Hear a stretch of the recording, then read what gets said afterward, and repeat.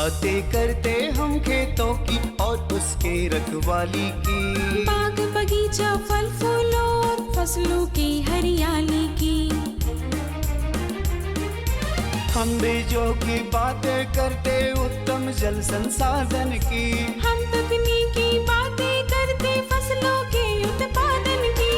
हर किसान का सपना सच हो जीवन सुखद बनाने को, गाँव-गाँव के हर आंगन का प्यारा सा ये दर्शन। कृषि दर्शन, कृषि दर्शन, कृषि दर्शन, कृषि दर्शन, कृषि दर्शन, कृषि दर्शन, कृषि दर्शन, कृषि दर्शन। खेती बाड़ी से जुड़ी हुई नई नई चीज़ों के बारे में आज हम जानेंगे और भी विषयों पर चर्चा भी करेंगे, लेकिन आइए सबसे पहले देखते हैं कृषि समाचार। नमस्कार, कृषि समाचार में आपका स्वागत है। मैं हूं पूनम आनंद। आइए देखते हैं आज कृषि समाचार में क्या है खास। हजारीबाग के किसान ले सकते हैं पूर्वी भारत में हरित क्रांति विस्तार योजना का लाभ। दलहन की खेती के लिए गढ़वा में राष्ट्रीय खाद्य सुरक्षा मिशन योजना। मक्का के बेहतर उत्पादन के लिए लगाएं उन्नत प्रभेद सुआन कंपोजिट 1। अब समाचार विस्तार से। हजारीबाग जिला में केंद्र प्रायोजित पूर्वी भारत में हरित क्रांति विस्तार योजना का संचालन कृषि प्रभाग झारखंड सरकार द्वारा किया जा रहा है। इस योजना के तहत हजारीबाग के किसान अनुदान पर मृदा एवं पोषक तत्व प्रबंधन, पौधा पोषण एवं संरक्षण प्रबंधन और कृषि यंत्र ले सकते हैं। इस योजना में JSLPS के स्वयं सहायता समूह, कृषक उत्पादक संगठन और प्रवासी मजदूरों को प्राथमिकता दी जाएगी। इस योजना से लाभ लेने के लिए जिला कृषि पदाधिकारी कार्यालय से संपर्क कर सकते हैं। गढ़वा जिला में दलहन के उत्पादन एवं उत्पादकता में बढ़ोतरी के लिए राष्ट्रीय खाद्य सुरक्षा मिशन योजना चलाई जा रही है। इस योजना के तहत 30 फीट लंबा और 30 फीट चौड़ा थ्रेसिंग फ्लोर के निर्माण के लिए 57,500 रुपये का अनुदान ले सकते हैं। गढ़वा के किसान इस योजना से लाभ लेने के लिए आत्मा कार्यालय गढ़वा से संपर्क कर सकते हैं। राज्य के दुधारू मवेशी पालक आपके मवेशियों के दूध उत्पादन में कमी आ रही है तो दाना मिश्रण और हरा चारा के बीच संतुलन कायम करें। गाय यदि 10 लीटर दूध देती है तो उसे 5 किलोग्राम मिश्रित दाना दें। यदि 10 किलोग्राम हरा चारा देते हैं तो 4 किलोग्राम मिश्रित दाना दें। देसी गाय में मुख्य रूप से देखा जाता है कि किसानों की एक समस्या होती है कि दूध उत्पादन में कमी आ रही है।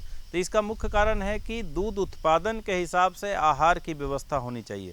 वैसे गाय जिनका दूध उत्पादन लगभग 10 किलो है तो उसी हिसाब से उनका आहार संतुलित आहार की यदि बात करते हैं तो उसमें मकई, चोकर, खल्ली, मिनरल मिक्सचर और नमक ये मिक्स होना चाहिए। साथ ही साथ अगर 2 से 2.5 किलो दूध पे 1 किलो दाना मिश्रण देना चाहिए। मतलब 10 किलो दूध दे रहा है तो 2.5 किलो के हिसाब से 4 किलो दाना मिश्रण और 1 किलो मेंटेनेंस 5 किलो दाना मिश्रण उस गाय को मिलना चाहिए। लेकिन अगर हरा चारा आप दे रहे हैं तो 10 किलो हरा चारा पर आप 1 किलो दाना मिश्रण को कम कर सकते हैं। इस हिसाब से अगर आप आहार पर ध्यान देंगे तो निश्चित रूप से दूध उत्पादन में कमी नहीं आएगी। किसान भाइयों, रबी मौसम मक्का की खेती के लिए 15 अक्टूबर से 15 नवंबर तक फसल लगा सकते हैं। झारखंड में मक्का के बेहतर उत्पादन के लिए उन्नत प्रभेद सुआन कंपोजिट 1 HQPM 1, बिरसा मक्का 1, बिरसा विकास मक्का 2 या प्रिया लगाएं। रबी में मक्का की खेती के लिए 20 से 25 किलोग्राम बीज प्रति हेक्टेयर की दर से लगाएं। इसमें कतारों के बीच 60 सेंटीमीटर और पौधों के बीच 20 सेंटीमीटर की दूरी रखें। उन्नत प्रभेदों में सुआज कंपोजिट और बिरसा विकास मक्का की उत्पादन क्षमता 40 से 50 क्विंटल प्रति हेक्टेयर है। HQPM 1 की उत्पादन क्षमता 55 क्विंटल प्रति हेक्टेयर है, जबकि बिरसा मक्का 1 की उपज 35 से 40 क्विंटल और प्रिया की उत्पादन क्षमता 30 क्विंटल प्रति हेक्टेयर है। यह सच है कि महिलाओं का स्वास्थ्य, पोषण और शैक्षणिक स्तर राज्य में पुरुषों की तुलना में कम है। महिलाएं अल्पकौशल और कम परिश्रम वाली नौकरियों तक सीमित हैं। उनका संपत्ति तथा उत्पादन के साधनों पर विरले ही स्वामित्व या नियंत्रण है। बावजूद इन वर्जनाओं के जहां महिलाएं संगठित हुई हैं, बदलाव की एक नई इबारत लिखी गई है। ऐसी ही एक नई इबारत लिखी है राज्य के रामगढ़ जिले के जोबला गांव की महिलाएं। ये स्वयं सहायता समूह के माध्यम से खेती किसानी का एक नया आयाम प्रस्तुत की हैं। गांव में मीटिंग करके, चूँकि इस गांव में 2 महिलाओं के किसानों के ग्रुप चलते थे, उन महिला किसानों को हमने बात करी। अंतर्गत हमने देखा कि इस क्षेत्र में इस दलहनी फसलों की खेती का बहुत उपयुक्त पोटेंशियल है, बहुत क्षमता है। और ये जो महिला किसान हैं, ये जो ग्रुप बनाई हुई हैं, इनको अगर हम लोग इस तरफ अगर हम लोग इनको मोड़ देते हैं तो ये दलहनी खेती में अपने परिवार के लिए तो पूरी तरीके से निर्भर हो ही जाएंगी और बीज भी उत्पादन कर सकती। समिति से हम लोग जुड़े हुए हैं। उसके बाद हम लोग गए कृषि केंद्र विज्ञान में, वहाँ से सहायता मिली हम लोग को। इसके बाद कुछ दाना मिला हम लोग को, तो दाना लाएँ तो हम लोग को उसका उपयोग कैसे करें, उसको सामूहिक में हम लोग अपना विचार डालें। उसके बाद हम लोग अपना सामूहिक रूप से हम लोग अपना विचार करके अपना आहार डालें। शुरुआती दौर में कठिनाइयां थी, घर के सदस्यों का साथ नहीं मिला। कृषि विज्ञान केंद्र के मार्गदर्शन के साथ साथ महिलाएं खेती किसानी की तकनीकों को भी अपनाना शुरू कर दी, लेकिन सफलता ने नज़ारा और नजरिया दोनों ही बदल कर रख दिया। कमेटी बनाएं कि हम लोग को दादा लोग को बोलेंगे जोतने के लिए कि मतलब ट्रैक्टर से करें, तो उन सबको मतलब दादा लोग को बोले कि हल जोतने के लिए, तो वो लोग बोले ना कि हम लोग नहीं करेंगे। पहले बोले कि नहीं करेंगे, तो बाद में हम लोग डिसाइड किए कि थोड़ा ट्रैक्टर से करते हैं, तो ट्रैक्टर से किए हम लोग को। इसके बाद में ट्रैक्टर करने से उस दिन थोड़ा पानी बरसात होने के कारण नहीं हो सका, थोड़ा सा हुआ, तो बाद में दादा लोग को बोले, बहुत मतलब उन लोगों के साथ विनती किए, तब थोड़ा सा उधर कर दिए, जोत दिए, तब हम लोग लगा दिए। महिलाओं में परिवर्तन की शक्ति है। यह शक्ति जब समूह बनाकर सकारात्मक दिशा में अग्रसर होती है तो परिवर्तन के नए पदचिन्ह अपने आप तैयार होते हैं।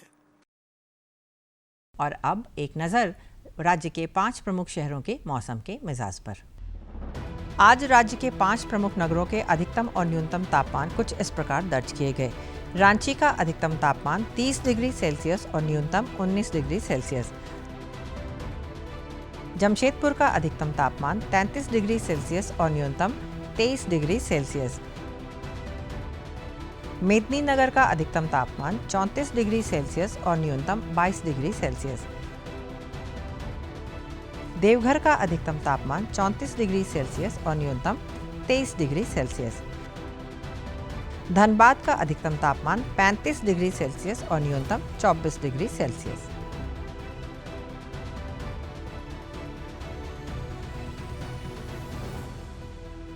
कृषि समाचार में आज इतना ही। अगले दिन अगले अंक में फिर मुलाकात होगी कुछ ताज़ा तरीन खबरों के साथ। तब तक के लिए दीजिए इजाज़त। नमस्कार, जोहार।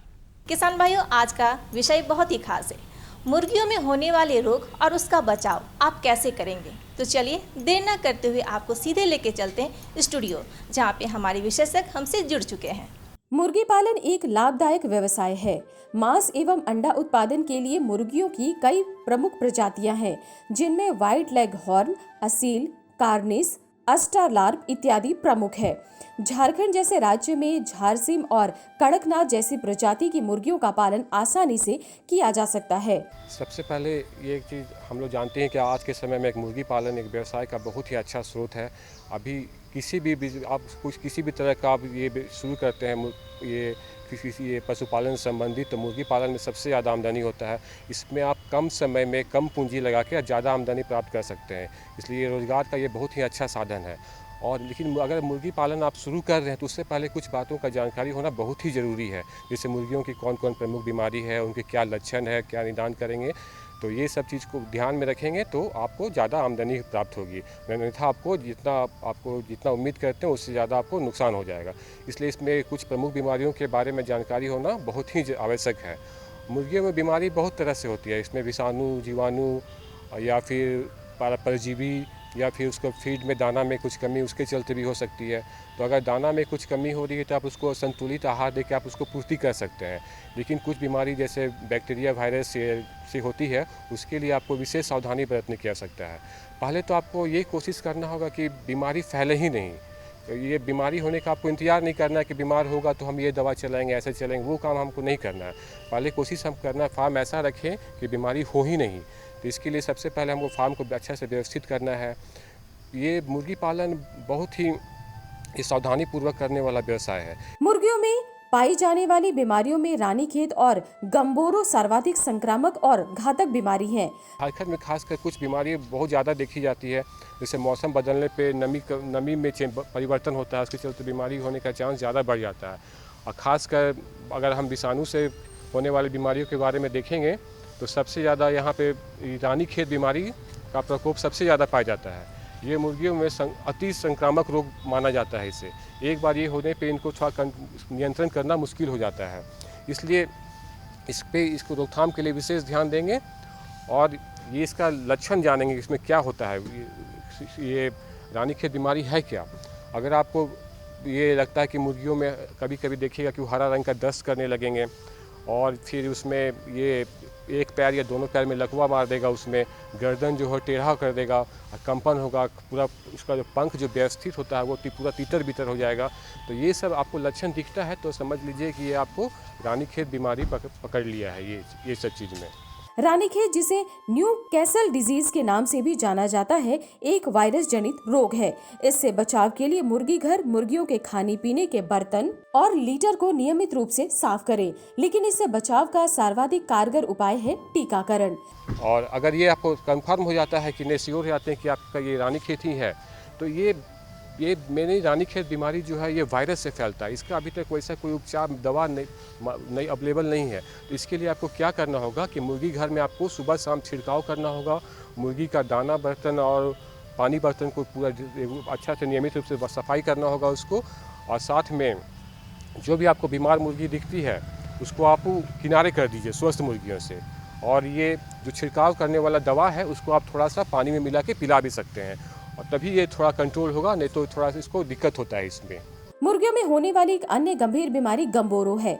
इस रोग से संक्रमित मुर्गियां सुस्त हो जाती हैं और सफेद दस्त करती हैं। इससे बचाव के लिए मुर्गी आवास की साफ सफाई पर विशेष ध्यान दें। अति संक्रामक रोग है। एक मुर्गी को पकड़ा तो ये उसके लार से उसके इन्फेक्ट में आए जो उसका बर्तन, पानी बर्तन, दाना बर्तन, आहार किसी से भी संक्रमित होकर वो दूसरे मुर्गियों में फैल सकते हैं और इससे ये हवा से भी फैल सकता है मुर्गियों के आपस में। इसलिए एक बार होने पे पूरा बहुत ज़्यादा उम्मीद रहते हैं कि ये बोला जा सकता है कि दूसरे मुर्गियों में फैल सकता है। इसलिए जो स्वस्थ मुर्गी है उसको अलग कर देना, बीमार मुर्गी को अलग रखेंगे और साथ में उसको कुछ उसमें दवाई चलाएंगे, छिड़काव करेंगे और एंटीबायोटिक उससे मतलब उसको थोड़ा सपोर्ट करने के लिए कुछ एंटीबायोटिक दवाई चला देंगे, तब ये कंट्रोल हो सकता है। ये तमाम रोगों से बचाव का सबसे सरल और सहज तरीका है समय पर मुर्गियों का टीकाकरण। 1 से 18 सप्ताह तक मुर्गियों का टीकाकरण नियमित रूप से करने पर उन्हें गंभीर रोगों से बचाया जा सकता है। टीकाकरण इसका शुरुआती दौर में ही, क्योंकि ये वायरस से होने वाला बीमारी है, ये अगर बीमारी पकड़ लेगा तो टीका आपको उतना काम नहीं करेगा। इसलिए शुरुआत के दौर में जब चूजा 1 सप्ताह का हो उसी समय से टीकाकरण आपको करना है। 1 सप्ताह का होगा, फिर 4 वीक पे करना है आपको, फिर आपको 8 वीक पे करना है और जब अंडा देना शुरू करती है 16-18 वीक में, उस समय आपको इसका टीकाकरण करना है।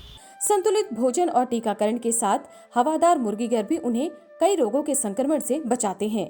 मुर्गियों को उचित जगह मिले और मुर्गी घर में जहरीले गैसों का जमाव न हो, इस बात का अवश्य ध्यान रखें। आवास व्यवस्था सबसे महत्वपूर्ण चीज़ होता है। आदमी हो या जानवर, अगर उसको आप फ़ायदा सही ढंग से लेना चाहते हैं तो उसको पूरा समुचित व्यवस्था करनी होगी उसके लिए। जैसे आप अपने लिए आराम की व्यवस्था करते हैं, उसे जानवरों के लिए भी, पक्षियों के लिए भी करना होगा। इसके लिए आवास व्यवस्था के लिए उनको पूरा अच्छा रहना चाहिए कि घूम फिर सके अच्छे से। और प्रत्येक अगर अंडा देने वाली मुर्गी है तो एक मुर्गी को आपको 2.5 स्क्वायर फीट जगह देना होगा। और मुर्गी घर में आप जहाँ रखे हैं वो हवादार होना चाहिए ताकि एक साइड से हवा आए, दूसरे साइड से निकल जाए। किसी भी तरह का ये नहीं रहना चाहिए, मतलब कि ज़्यादा भीड़ भाड़ नहीं रहना चाहिए। आपको जितना 2.5 स्क्वायर फीट है तो 2.5 स्क्वायर में एक बर्ड को आपको रखना है। और खिड़की का ऊंचाई भी आपको ज़्यादा नहीं रखना है। खिड़की का ऊंचाई अगर ज़्यादा रख दीजिएगा तो कुछ जहरीली गैसें बनती हैं जो कि ज़मीन पे रह जाएगी, वो आपको हानि करेगी। और खिड़की का ऊंचाई कम रहने पर सारी गैस बाहर निकल जाती है। इसलिए 1 से 1.5 फीट पे आपको खिड़की रखना है और ताकि जो भी आपको गैस बन रहा है वो सब बाहर निकल जाए, बीमारी फैलने की संभावना बहुत कम हो जाएगी। इसके अलावा मैरेक्स, IB एवं फाउल पॉक्स जैसी बीमारियां भी मुर्गियों में होती हैं। इससे बचाव के लिए साफ सफाई और टीकाकरण पर विशेष ध्यान दें। किसान भाइयों, जैसा कि हम फसल खेतियों के बारे में चर्चा करते हैं, सब्जी फसल के बारे में भी चर्चा करते हैं, आज का विषय है बटन मशरूम की उन्नत खेती आप कैसे करेंगे। पोषक तत्वों की भरपूर उपलब्धता के कारण मशरूम की मांग दिन प्रतिदिन बढ़ती जा रही है। झारखंड की जलवायु मशरूम उत्पादन के लिए अच्छी है और यहाँ नैसर्गिक रूप से भी मशरूम उपलब्ध हैं। अधिक मुनाफा के लिए कई तरह की प्रजातियों के मशरूम की खेती की जाती है, जिसमें बटन मशरूम काफी लोकप्रिय है। ये जैसे मशरूम का खेती के लिए झारखंड की जलवायु काफ़ी उपयुक्त है मैम। अब जैसे अलग अलग मौसम में अलग अलग मशरूम की खेती कर सकते हैं। जैसे गर्मी का सीज़न में आपका पेडियस्टो मशरूम का उत्पादन कर सकते हैं, बरसात सीजन में आपका वेस्टर मशरूम यानी कि डिंगरी मशरूम का उत्पादन कर सकते हैं। अब जाड़ा ऋतु में, शरद ऋतु में हम लोग श्वेत बटन मशरूम का उत्पादन कर सकते हैं। तो इसका उत्पादन जो है काफ़ी खर्चीली है, कठिन है, समय साध्य है। इसको बनाने, इसका उत्पादन हमारे देश में चूँकि एगरिकस बाइस्पोरस की एक प्रजाति है, उसको बड़े पैमाने पर की जाती है, क्योंकि इसका उत्पादन शरद ऋतु में ही होता है। जैसे मैदानी भागों में या पहाड़ी क्षेत्रों में उसका उत्पादन शरद ऋतु में हम लोग करते हैं, क्योंकि इस दौरान वहाँ का तापमान कम रहता है और नमी ज़्यादा रहती है।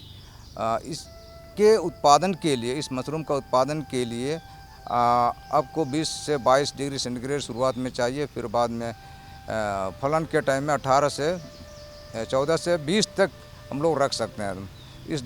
इसी टेम्परेचर पर ही इसका उत्पादन हो सकता है। बटन मशरूम उगाने की प्रक्रिया कई चरणों में पूरी की जाती है, जिसमें कंपोस्ट तैयार करना, बिजाई और कैसिंग प्रमुख है। तमाम रसायनों की अब जैसे चोकर रैब मैंने 15 केजी, कम से कम 15 केजी मिलाना चाहिए। उसके बाद आपका कैल्शियम अमोनियम नाइट्रेट जो है, अगर ये नहीं मिलता है तो डाई अमोनियम फॉस्फेट DAP हम लोग मिलाते हैं 9 केजी। उसके बाद फिर यूरिया 4 केजी के करीब है, और SSP और म्यूरेट ऑफ पोटाश 3 केजी हम लोग मिलाते हैं। और उसके बाद फिर सीरा वगैरह है, उसका 30 केजी के करीब मिलाते हैं। और इंसेक्टिसाइड है 200 ग्राम करीब मिलाते हैं। तो शुरुआत में सबसे पहले हमको क्या करना है, स्ट्रो को यानी कि कुट्टी को 3 दिन तक इसको लगातार भिंगाते रहना पड़ेगा। 3 दिन तक। चौथा दिन में हम लोग और भी दूसरे जिप्सम और इंसेक्टिसाइड कीटनाशक दवा को छोड़ करके बाकी सब चोकर हो गया, गुड़ का सिरा हो गया, यूरिया हो गया, SSP हो गया, म्यूरेट ऑफ पोटाश, सबको मिक्स कर देते हैं, मिला देते हैं। मिलाने के बाद फिर इसका ढेर बना देते हैं। ढेर बनाने के बाद फिर इसको जूट का बोरा से ढक देते हैं। इस तरह से हम जिस दिन मिलाएंगे उस दिन हम लोग 0 डे मानते हैं। उसके बाद फिर हम लोग 0 से 1 से 5 दिन तक वैसे रख देते हैं, वैसे ढका हुआ छोड़ देते हैं। 6वां दिन में फिर हम लोग पहली पलटाई करते हैं। जैसे पलटाई करने का भी तरीका यह है कि जैसे 1 फीट चारों ओर से 1 फीट गहराई तक उसको ऊपर से साइड से इसमें निकाल करके एक अलग जगह रखते हैं। उसके बाद बीच का पोर्शन को अलग, फिर निचला स्तर में जो है नीचे का भाग है उसको अलग रखते हैं। उसके बाद जो बीच का पोर्शन है उसको सबसे पहले हम बिछा देते हैं। उसके बाद फिर जो ऊपर में था वो बीच में आएगा, सबसे जो नीचे था वो ऊपर में चला आएगा। इस तरह से टर्निंग का हमने, पलटाई का हमने मेथड है। इस तरह से हम लोग टर्निंग करके फिर जूट का बोरा से ढक देते हैं, ताकि वो टेम्परेचर, इस दौरान टेम्परेचर काफ़ी बढ़ जाता है, 60-70 तक बढ़ जाता है। बटन मशरूम उगाने के लिए सर्वाधिक महत्वपूर्ण प्रक्रिया है कंपोस्ट तैयार करना। कंपोस्ट तैयार करने के लिए भूसा को भिगोने से लेकर पलटाई की एक खास प्रक्रिया होती है, जो 28 दिनों में पूरी होती है। आखिरी पलटाई में ध्यान रहे कि अमोनिया का गंध बिल्कुल नहीं आए, इससे पैदावार प्रभावित होगी। मशरूम की खेती में बहुत तरह की समस्या आती है, क्योंकि ये खाद अभी तैयार नहीं हुआ। चूँकि खाद बनाने में हमको 28 दिन लगता है, कृत्रिम तरीके से बनाने में 28 दिन टाइम लगता है।